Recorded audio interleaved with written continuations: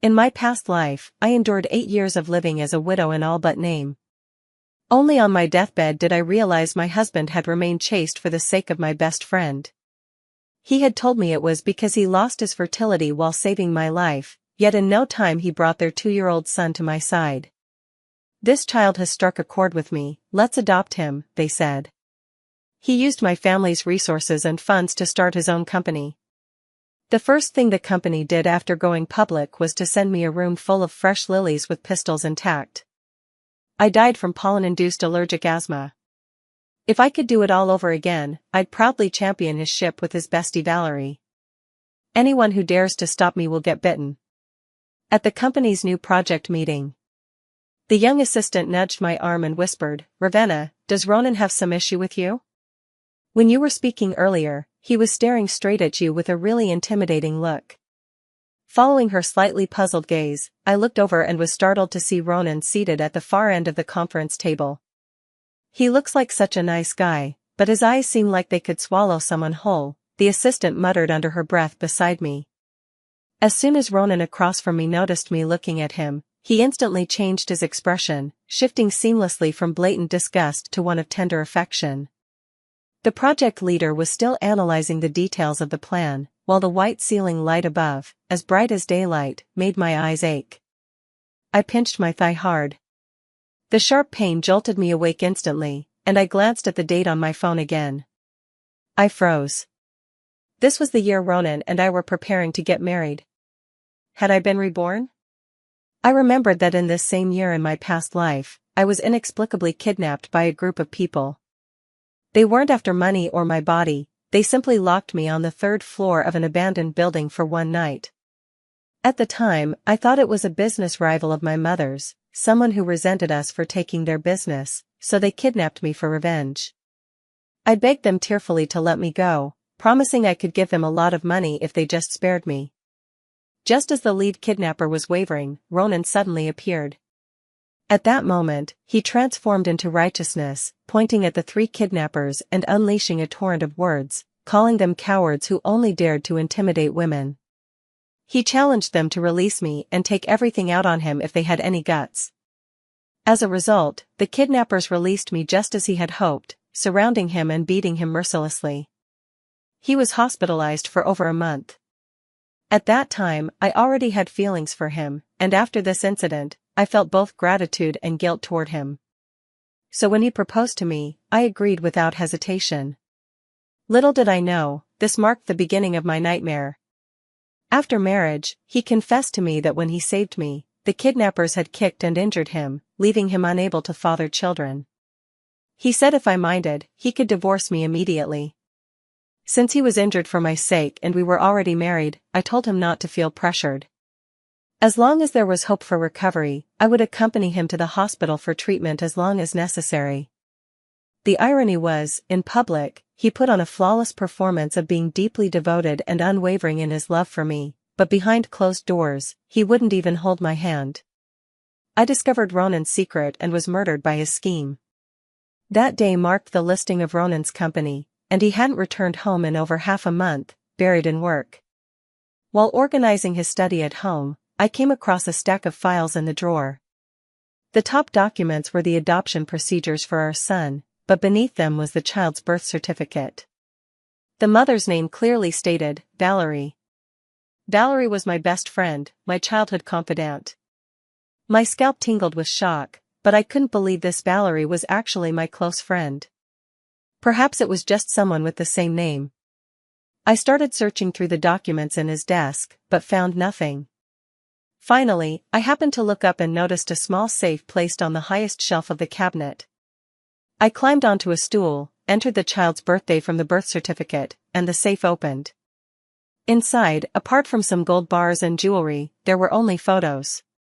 Photos of him and my best friend Valerie, or portraits of the 3 of them as a family. Judging from some of the older photos, their relationship even predated our marriage. One photo, showing Valerie in a wedding dress, had "beloved of this life, inseparable in life and death" written on the back, in Ronan's handwriting. My mind went completely blank, unable to think, and my whole body trembled. It took almost all my strength just to crawl down from the chair. One was my husband of 8 years, the other my best friend whom I'd known for over 2 decades. How laughable, how pitiful. Yet before I could even confront this wretched pair, the next morning I discovered the entire house filled with fresh lilies whose stamens hadn't been removed. I suffer from allergic asthma, triggered by pollen. Even a single bunch of lilies with stamens could be fatal to me, let alone a whole house full of them. Gasping for breath and coughing, I frantically rummaged through my bag for the asthma inhaler, only to find it empty when I tried to use it. In despair, I slid down the wall onto the floor. From respiratory arrest to respiratory failure, it took just 15 short minutes. In my final moments, I didn't notice when Ronan returned. He stood over me, looking down with scarlet eyes full of disdain. I wanted to ask him why he treated me this way, but by then, I could no longer make a sound. He seemed to read my thoughts and let out a scornful laugh. Originally you could have lived a few more days, but you just had to go into my study and read things you shouldn't have seen. Do you know, Valerie is your sister, she's also your father's daughter. Now you can step aside. Keeping you by my side for 8 years was already more than enough kindness. Now, your mother's company is practically bankrupt and under liquidation under my control. You can all happily reunite down there. As he spoke, he took a step forward, stepping on the back of my hand and grinding it down hard twice. But I barely felt any pain due to respiratory failure. These 10 years with you have been so suffocating I'm about to go mad. You treated me like a dog just because your family has some filthy money, and your condescending mother disgusts me the most. Now let her, with her white hair, bury you, her black-haired child. Let's see how long that old woman, who's been drugged by your father for over a year, can still struggle. Gradually, I could no longer make out his words as my consciousness blurred. All I could hear was his near-hysterical laughter. For 8 years, I worked hard for him, pouring almost all my resources into supporting his business ventures and paving his way in the commercial world. To prevent business associates from saying he rose to success by relying on a woman, I willingly stepped back into domestic life once his company stabilized, devoting myself to raising our adopted son. And this son actually turned out to be his child with another woman. Everything I did only resulted in him scheming to kill me and bankrupt my mother's company. How I despise him. Ravenna, what are you thinking about? Ronan's deliberately softened voice sounded by my ear. I didn't notice when the meeting had ended, leaving only Ronan and me in the vast conference room. As I looked at the handsome yet cunning man before me, a suffocating wave of hatred washed over me like a tidal wave. I couldn't wait to exact my revenge on him right then and there. But, it was far too easy for him. In this second life, I'm going to alter the original storyline. I refuse to have any connection with him again. Neither he nor Valerie will ever get the chance to leech off me anymore. And my scumbag dad, I'll help my mom kick him out too. In his previous life, Ronan cared most about his pride, reveling in the feeling of being superior. Then, he won't get any of that anymore. The only thing I can grant him is to let him stay with my best friend, Valerie, forever. I smoothed the stray hair by my ear and replied lightly, I've thought about it, we should call off the engagement. Ronan, who had been putting on a show of tenderness, instantly changed his expression. Ravenna, what are you saying? Didn't we agree that you'd go home next Monday to secretly take your household register for marriage? And then we'd confess our marriage to your mom after getting the certificate? The abacus beads almost hit me in the face. In my previous life, my mother disapproved of our marriage, but with his encouragement and my father's cooperation, I successfully got the household registration book and married him. My mom doesn't approve of us. I would never marry a man she doesn't accept. Ravenna, are you afraid I'll betray you in the future? I swear to you, I'll love only you for the rest of my life and treat you well forever. Isn't your mother's wish just to find a man who treats you well? Though impatient, he deliberately lowered his voice, afraid that his colleagues outside might hear about our relationship. At work, he always pretended we were just ordinary colleagues, building an image of himself as a capable and shrewd elite man, fearing others might say he was living off my success. To showcase his competence in front of everyone, he would deliberately oppose my decisions or provide what he believed to be better suggestions during meetings. As a result, he had quite a few followers at the company, and through his subtle hints, many even believed that as a manager, I was inferior to him, the head of the marketing department.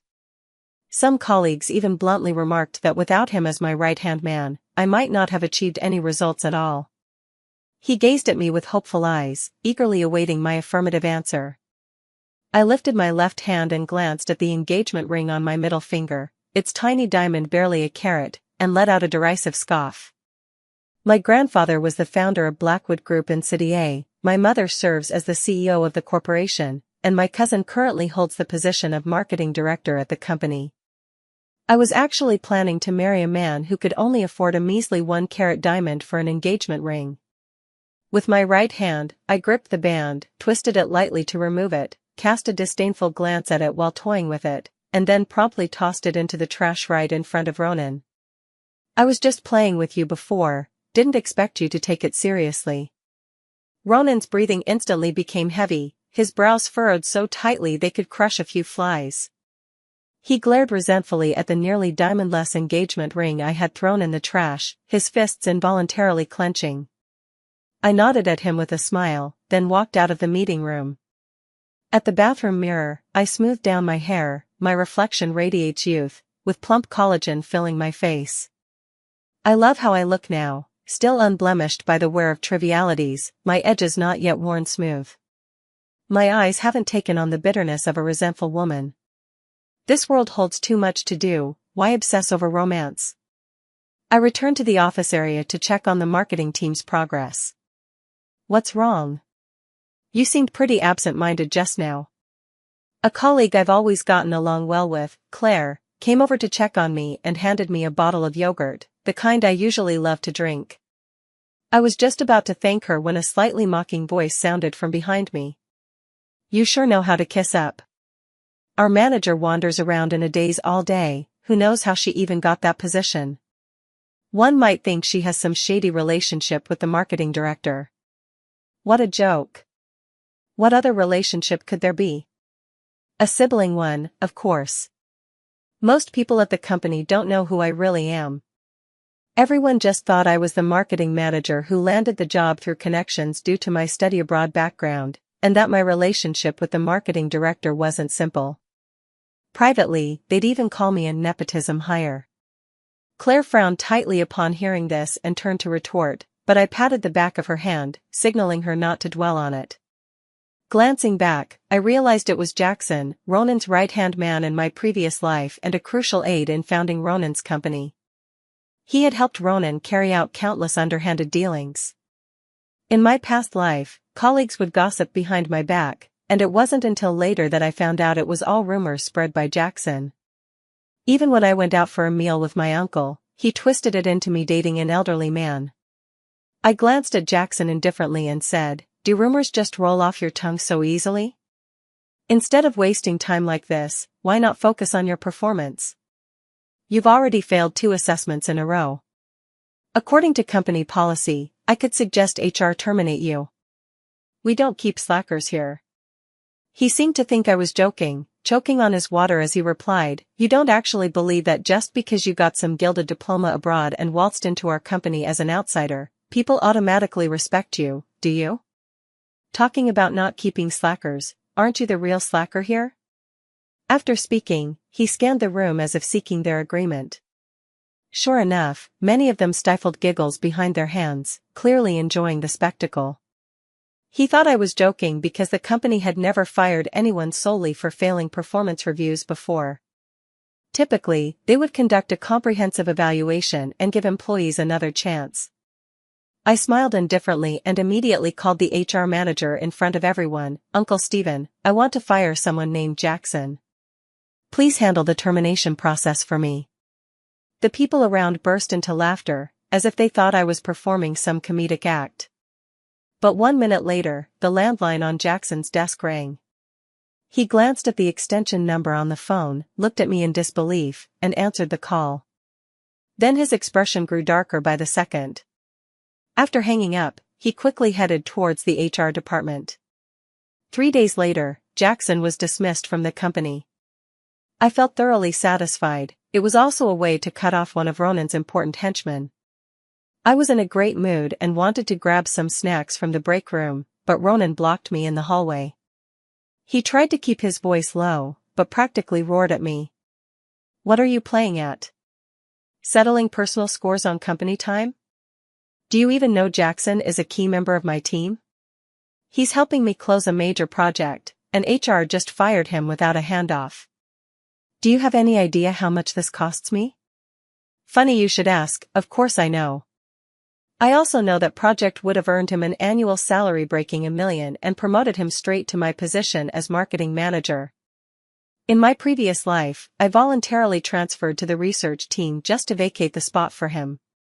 Clearly, he was at his breaking point, eyes bulging with fury, flecks of spit flying onto my face as he spoke. "Don't worry, I've already assigned Claire to handle this project. You can take a break now." "Ravenna, what exactly do you mean?" He was angered by my dismissive attitude, raising his voice a notch when he spoke again. "The meaning is clear, I'm targeting you." I enunciated each word, full of provocation. "You."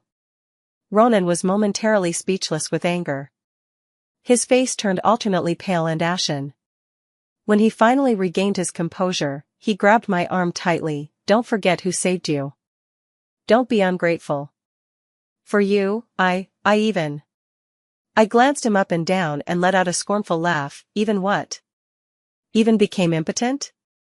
As if his disguise had been exposed, his face instantly twisted with humiliation and resentment, the veins on his tightly clenched hand bulging prominently. "Don't come bothering me again. Otherwise, I won't hesitate to investigate those kidnappers. Hiring someone to commit kidnapping still carries legal consequences." The kidnapping incident had been over for several months, and I had no solid evidence. I hadn't even seen the faces of those people clearly, so finding them was out of the question. Bringing it up now was just an attempt to test his reaction. But upon hearing this, Ronan immediately shut his mouth and straightened up with a guilty look on his face, saying, "I don't understand what you're talking about." His feeble attempt at cover-up only deepened my suspicion about his ties with the kidnappers. I sneered, unwilling to argue with him any further. Reluctantly and resentfully, he returned to his workstation. Then my phone was bombarded with countless accusatory messages. Feeling irritated, I immediately blocked him. Couldn't even hold out from the start? The real drama hasn't even begun yet. In the afternoon, at the private detective agency, I slapped 50,000 on the private investigator's desk and asked him to thoroughly dig into everything about Valerie, not just what I already knew from my past life, but also whatever hidden details he could uncover. I remembered adopting that boy from the orphanage in my past life. Ronan said he felt an instant connection, as if the child were his own, calling it fate. How ridiculous, of course a father would bond with his own son. In my past life, I could never figure out why the son I doted on refused to get close to me, even outright disliked me, while being especially affectionate with my best friend.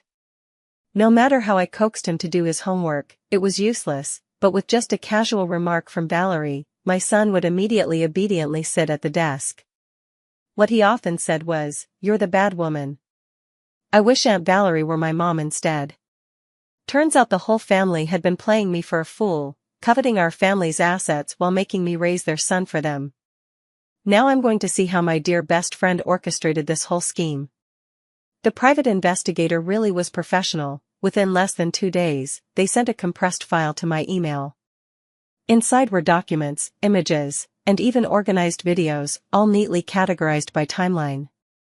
Just reading this content makes me utterly nauseous. Though I already knew Valerie was my father's illegitimate child, seeing these truths still churns my stomach to the point of vomiting. Originally, Valerie's mother was a bartender who hooked up with my dad while my mom was pregnant and went on to bear Valerie for him. But as we all know, men are often unreliable. My father only fancied her for a few years. As my mom took control of the Blackwood group, afraid she'd uncover his dirty little secrets and kick him out, he gave Valerie's mother a sum of money and cut off all contact. How could Valerie's mother possibly give up? After squandering that money, she brought her daughter to our city and settled near our neighborhood. She willingly became my father's underground mistress, swearing she wouldn't disrupt his family. On the surface, under my father's arrangements, Valerie became close friends with me, but in reality, the two of them were secretly working together to siphon off our family's assets. My father dealt with my mother, while she and Ronan targeted me. The more I read, the more horrified I became, cold sweat breaking out in layers on my palms. While I was still going through these documents, my phone rang. It was a call from the private detective. Ravenna, there's a very interesting discovery. It's highly possible that Valerie isn't actually your father's biological child because we just found her mother's legitimate boyfriend at the time. Check your phone, I've sent you a photo. I opened the photo. It was presumably an image of Valerie's mother and her boyfriend. Damn. Valerie looks at least 80% like that guy, especially those upturned eyes and big nose, practically identical. Might as well skip the paternity test. Suddenly, I recalled the last words Ronan spoke to me before my death in my previous life. My father would not hesitate to use me as a stepping stone for Valerie, even going so far as to drug my mother and strip her of power. So what happened to my mother afterward? After my death, my mom would surely be devastated by the loss, especially since she's been taking the medication my dad arranged for over a year.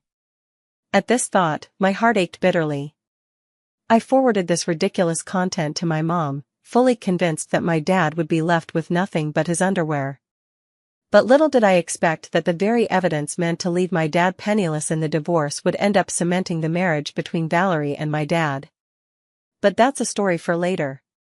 Suddenly, I wanted to visit the apartment I had lent to Valerie. Doing the math, her son should have been born by now. Valerie had been staying in one of my apartments in the southern suburbs. In my past life, she had always pleaded poverty, and since I truly didn't need that particular property, she never moved out, not even after I died. I drove directly to the neighborhood where the apartment was located, then went to the property management to register the owner's ID and obtain the spare key to the apartment. Although I was mentally prepared, the moment I opened the door, I was still shocked. Ronan was sitting on the sofa wearing light gray homeware, holding a 2- or 3-month-old baby in his arms. Valerie, holding a breast pump, had just sat down on a chair and was about to lift her shirt. On the cabinet below the TV sat a family photo of the three of them. The foul smell in the room made my head spin. The noise at the door made both of them look up at me simultaneously. Once they saw clearly who it was, their expressions changed drastically, and the breast pump in Valerie's hand fell to the ground. Ravenna, what brings you here? She couldn't suppress her panic, her voice trembling slightly. Ronan gently placed the baby in his arms onto the nearby rocking crib and stood up, looking at me in confusion while nervously rubbing his palms against his pants. Guiltily avoiding my gaze, he muttered to the floor, your friend's baby suddenly fell ill, and she panicked and called me. Since it was for you, I came to check. Ravenna, don't overthink it. Valerie quickly nodded in agreement. Listening to this absurd explanation, I laughed until my stomach hurt. I reminded him, Ronan, did you forget? According to the script you've been acting out, the two of you haven't even met yet. I never introduced Valerie to you. What, have you gotten confused from too many scripts? Ronan's face turned pale, then flushed, and he stammered for a long time without uttering a single word. I turned to Valerie, whose face was just as pale. Her eyes were red, delicate and fragile, like a pitiful white lotus that had been wronged. Ravenna, listen to me, it's not what you think. Fine, then explain it to me properly, what exactly is going on? I leisurely crossed my arms and watched her with amusement. I gave her a chance, but instead of speaking, she just stammered, fidgeting with her fingers, her face full of embarrassment. I didn't have time to watch her continue this act. Get out of my house as soon as possible. If I still find anything left here in a couple of days, then sorry, but it'll all end up in the dumpster. Ronan stepped in front of me, trying to stop me, but his mouth hung half open, unable to utter a word. Get out too, don't try to be clever in front of me. Right now, you're no better than trash in my eyes. I yelled at Ronan. With that, I slammed the door and left. Behind me came Ronan's urgent cries of Valerie. I guessed he must have fallen or fainted. Early the next morning, Valerie showed up at my house looking disheveled. My father happened to be there, and a fleeting panic crossed his face when he saw her barging in. "Valerie, what brings you here?" Dad, seeing me come out of the room, she quickly corrected herself. "Uncle, I came looking for Ravenna." She suddenly took back the apartment she lent me and asked me to move out. "I can't find a place to stay at such short notice, so I was hoping to beg her for a bit more time." She put on a pitiful look and stared at my father. Upon hearing this, my dad immediately grew furious and demanded of me, "Are you that desperate for the money from one apartment? Valerie was living there just fine, how could you decide to sell it off so abruptly?" Watching my father's face flush red with anger, I couldn't help but wonder what expression he'd have if he knew this daughter wasn't his own. The thought alone amused me, and I couldn't suppress a smile. "Answer me. How can you be so cold-hearted toward a friend at such a young age? That apartment is only worth a few million, what's the harm in letting Valerie live there? If you need money, just go whine to your grandpa or ask your mom for it. Shame on you, you two grew up as best friends." My father's face had turned the color of liver in anger. "Dad, if outsiders didn't know better, seeing you defend her like this, they'd think she was your secret illegitimate child," I said with a mischievous grin. Valerie trembled upon hearing this, her eyes filled with panic.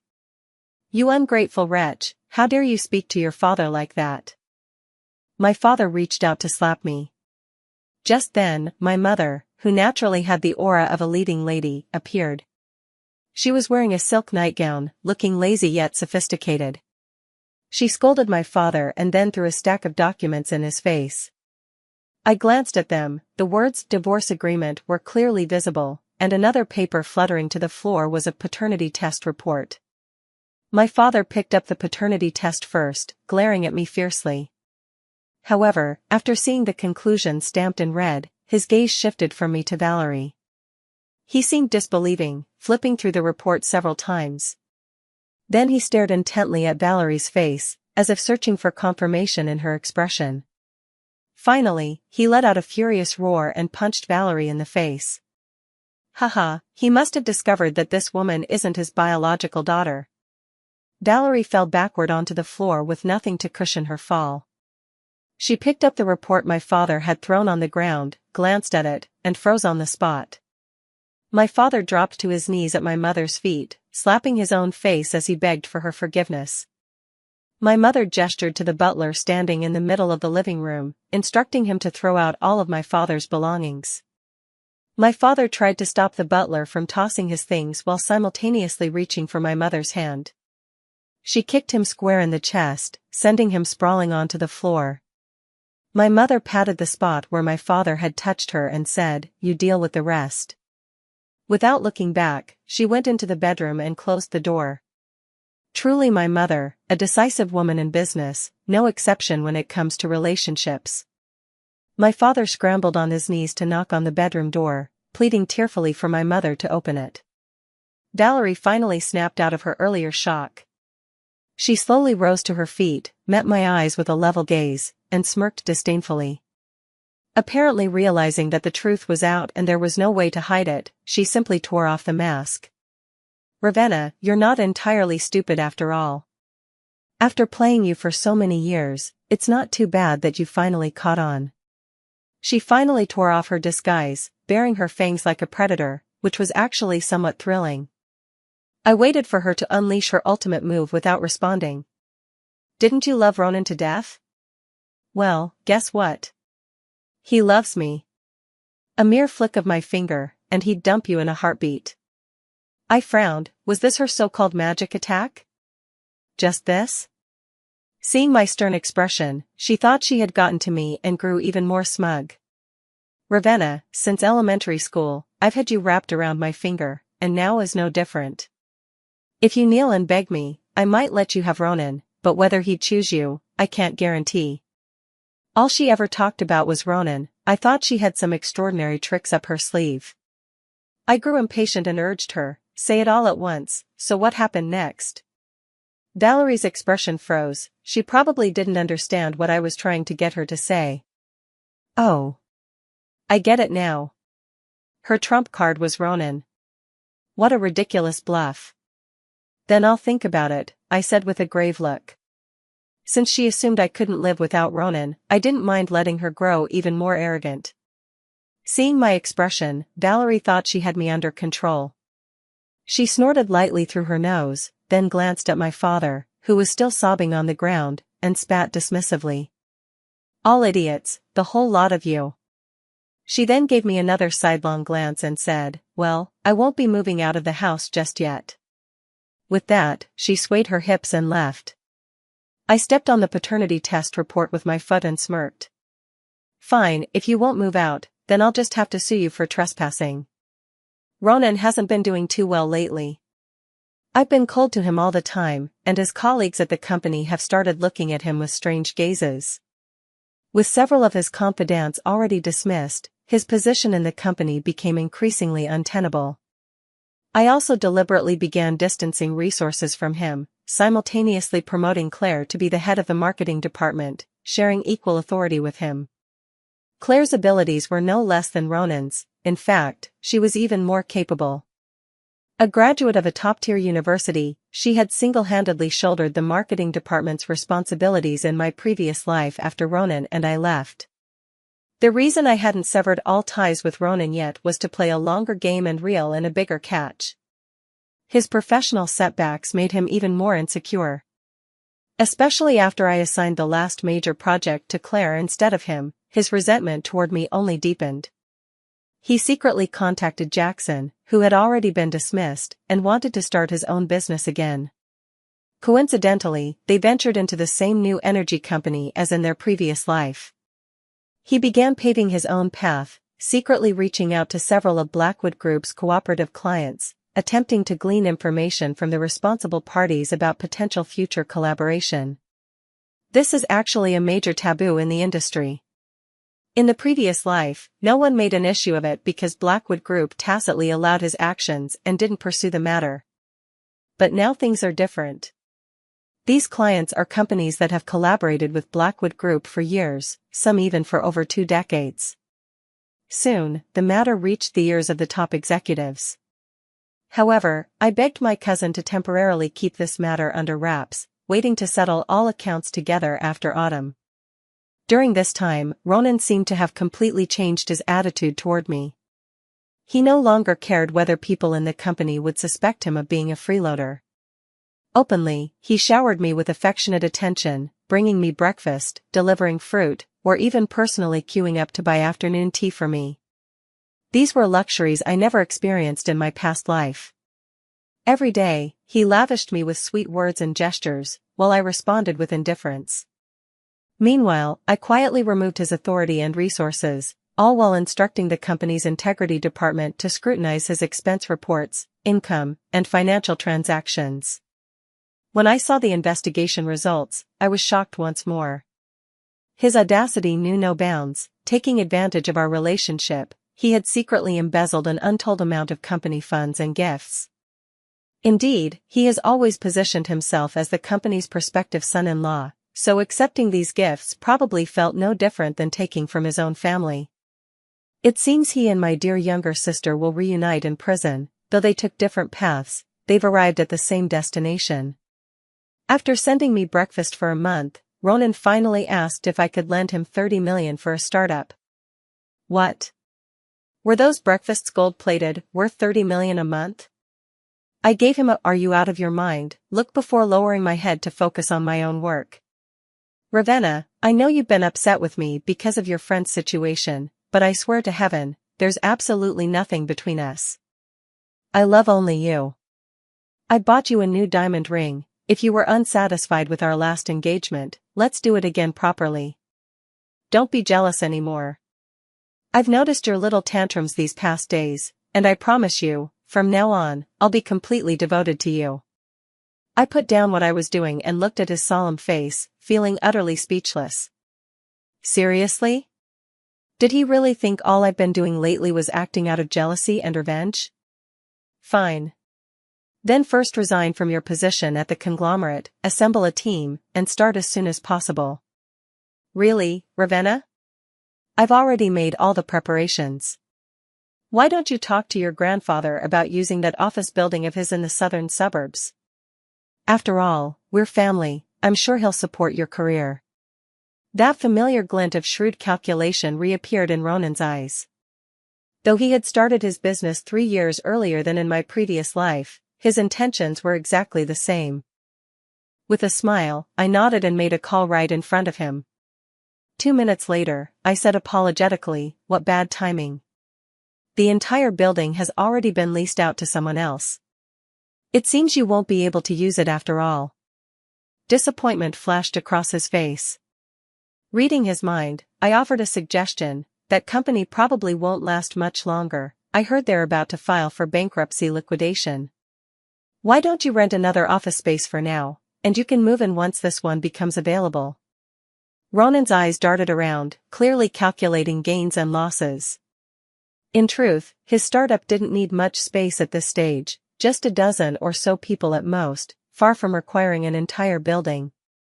His desire for his grandfather's building was purely to bolster his image, a matter of prestige. Doesn't grandfather have any other buildings? Blackwood Group is such a massive conglomerate, it can't possibly have just one office building. After mulling it over, he still couldn't let go and finally spoke up. I'm not sure about that. Why don't you call and ask yourself? I slid the phone toward him. He hesitated for a moment, then quickly forced a smile on his face. Ravenna, I was just joking. I'll listen to you, I'll rent an office space myself first. But let's make it clear, when your grandfather's office building becomes available, you need to bring it up with him right away.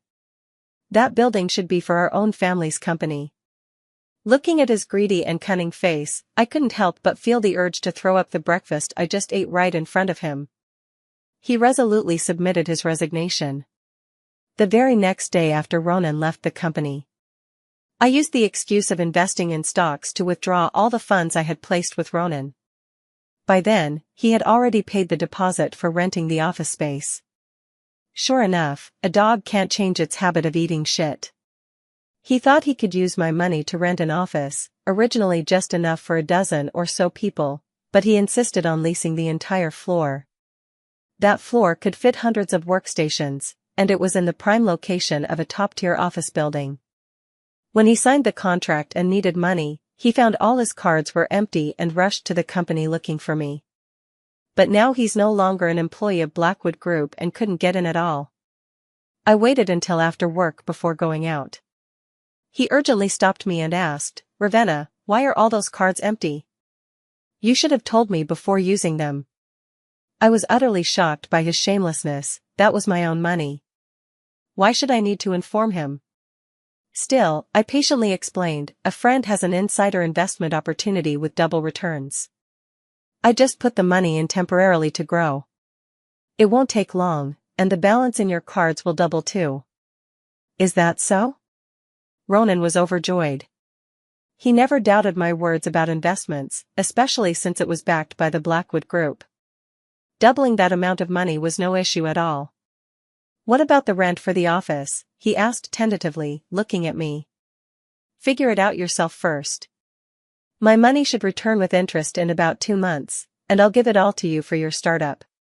Besides, won't your company be mine too in the future? He seemed to finally be getting the commitment he was waiting for and nodded happily. Just then, the phone rang. He glanced at the caller ID and quietly declined the call, then gave me an apologetic look. Ravenna, the company is just getting started, and I still have a few employees to interview today. I can't spend time with you right now. Go ahead with your work. I've made plans to have dinner with a friend. I waved at him understandingly, pretending not to notice that it was already past working hours. Hearing this, he let out a slight sigh of relief. After waving back, he promptly got into the $1 million luxury car I had bought for him and sped away. I watched the high-end business car disappear into the distance, lost in thought. Even as a used car, its value holds up exceptionally well, at least enough to trade for 2 designer bags. I need to get it back as soon as possible. 2 months, then another 2 months. Ronan kept urging me to get married, pressing me to withdraw the investment money as soon as possible, but not a single cent had materialized. He kept pressing me to get married, so I said my mom didn't agree. Basically, I wanted to mess with him. I heard part of the money he used to start his company came from Valerie, and the rest was borrowed from a lending firm. The interest rates from the loan company were exorbitantly high, so he begged me to withdraw part of my investment funds to help him repay the debt. I casually replied, "It's all gone, not a penny left." "How is that possible?" "Even if there's a loss, you could still salvage part of the principal." "Are you lying to me?" Ronan's face was flushed with anger, suspicion evident in his eyes. I had no intention of humoring him any longer, not even bothering to feign politeness. "Who knows? But the loss has gone negative. Check the accounts yourself if you don't believe me." It was absurd. How could he verify anything when he didn't even know what I had invested in? With no other options left, he turned to selling his car. The money, though just a drop in the bucket for his current predicament, at least offered a momentary reprieve. His idea of selling the car perfectly aligned with my plan. The car was mine, but he had the right to use it. Selling the car would definitely require my presence, so the money from the sale went into my account. That same night, I boarded a flight abroad for a getaway with the $700,000 from selling the car in my pocket. It was over, time to close the net. After returning from my half-month trip, I had a big surprise prepared for Ronan. Wasn't Ronan always claiming that Valerie was his true love? In my past life, while building his own career, he never forgot to pave the way for her. I wonder if he would still love Valerie if he knew she wasn't my father's biological daughter and had no chance of entering our family forever in this life. I was still thinking about how to make this revelation more exciting for Ronan. Unexpectedly, Valerie handed me the opportunity on a silver platter. Since she was still squatting in my apartment and refusing to move out, I had my lawyer send her a formal notice first. But instead of responding properly, she took that legal letter and confronted me right after work. The company building has a spacious ground floor with shops and bustling pedestrian traffic. So this was her attempt to humiliate me in public. "It seems you didn't take my words seriously that day. How dare you send me this?" Valerie threw the lawyer's letter directly in my face, while Ronan, somehow, showed up right beside her. "You're saying you want to trade this for my house?" I glanced at Ronan standing beside her and chuckled. "Who are you calling an object?" Ronan snapped angrily. "Oh, sorry, then you're not a thing." I shrugged and casually apologized to him. Valerie stepped forward, blocking Ronan. "I know you like him, and this tantrum of yours is just jealousy.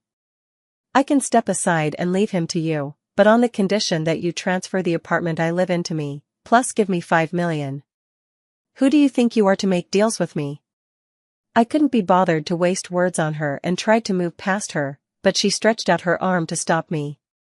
"This is your last chance. Otherwise, I'll never let go of Ronan." I looked at Ronan. Wasn't he the least bit annoyed at being passed around like an object? Apparently not.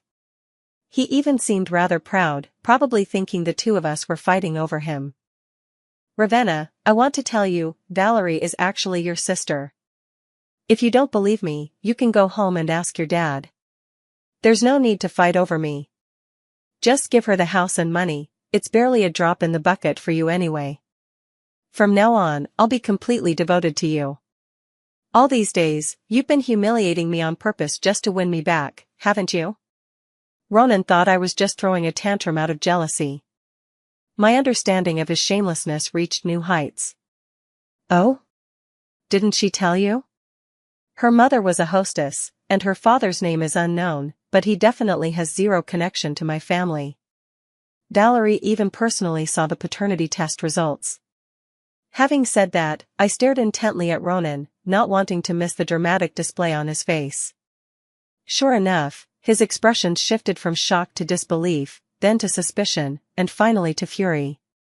He grabbed Valerie's arm and demanded, "Is what she said true?" Valerie struggled to break free from his grip, crying, "Ronan, you're hurting me. Let go." The two of them began to argue, which quickly escalated into a physical scuffle, one accusing the other of being scheming and money-obsessed, while the other scorned the former as selfish and inconsiderate. The crowd of onlookers grew larger, and I quietly slipped away. Of course, the drama was far from over. It wasn't long before both of them received court summons. Ronan was sued by Blackwood Group for embezzling company funds and leaking trade secrets during his employment. Valerie, on the other hand, was sued by me for unlawfully occupying my home. However, Valerie's situation was slightly better. She was still in her breastfeeding period, which left her with many loopholes to exploit. Ronan came rushing to me for help in a panic. He banged on my door so loudly that if it weren't for fear of disturbing the neighbors, I wouldn't have wanted to see his face again. When I opened the door, he immediately fell to his knees, his posture and expression almost identical to my father's. "Ravenna, please help me. I was deceived by that bitch Valerie. She manipulated me, said you were naive and easy to fool. She arranged for your kidnapping and made me play the hero. It was all her doing. I'm being sued by the Blackwood Group, and I'll go to jail. Ravenna, please beg your mother to intervene. She can save me. I truly loved you, but your father and Valerie twisted my mind. Your father couldn't stand being controlled by your mother, it was their plan, not mine. Ravenna." He was already kneeling on the ground, weeping uncontrollably, his shoulders heaving violently, his emotions evidently overwhelming. "It's already a criminal case now, and even my mother can't protect you. Besides, it was me who reported it to the company in the first place." "What?" Ronan suddenly knelt upright, looking at me with utter disbelief. Suddenly, he screamed madly, "Ravenna, did you already know about my relationship with Valerie? Was all this planned by you?" "Obviously. I've always made it clear, it's just that he was too confident. Why did you have to ruin me like this? Are you satisfied now that I've lost everything?" He glared at me fiercely, his eyes growing colder by the second. There was a murderous glint in his eyes that frightened me. I retreated quietly to the door and pressed the security button on the wall-mounted intercom. If he lashed out in desperation, it would be over. He sneered, "Ravenna, you're determined to destroy me, aren't you? I should have realized it earlier, when you fired my assistant and took my projects away. But since you won't let me live, don't expect to get off easy either." Ronan's eyes grew increasingly bloodshot, nearly bulging with rage. I thought to myself, this is bad. With a twisted grin, he stepped closer and closer until his unnerving face was almost pressed against mine. Then, clutching my chin with one hand, he pulled out a spray bottle with the other and tried to force it into my mouth. I kicked at his groin while covering my nose and mouth, then threw myself to the floor to block the door, buying time. After half a day of struggle, the security guards downstairs finally rushed to us and pinned Ronan, who was pressing a spray bottle against my mouth, to the ground. Later tests revealed that the spray contained a high concentration of pollen that could cause severe allergic reactions.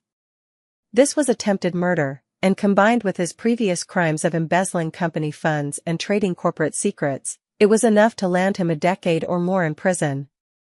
As for Valerie, because she was in her lactation period and a single mother, although the court sentenced her to 2 years, the sentence was suspended for 2 years. I heard that my father went to confront her many times, demanding that she return all the money and gifts he had given them over those years. Because my father had been kicked out by my mother with almost nothing left to his name, and thanks to my mother's influence, no one dared to hire him again. Of course, he wasn't particularly competent either. His previous executive position at Blackwood Group was just a nominal one. At best, he might barely qualify as a security guard. I thought things would end here.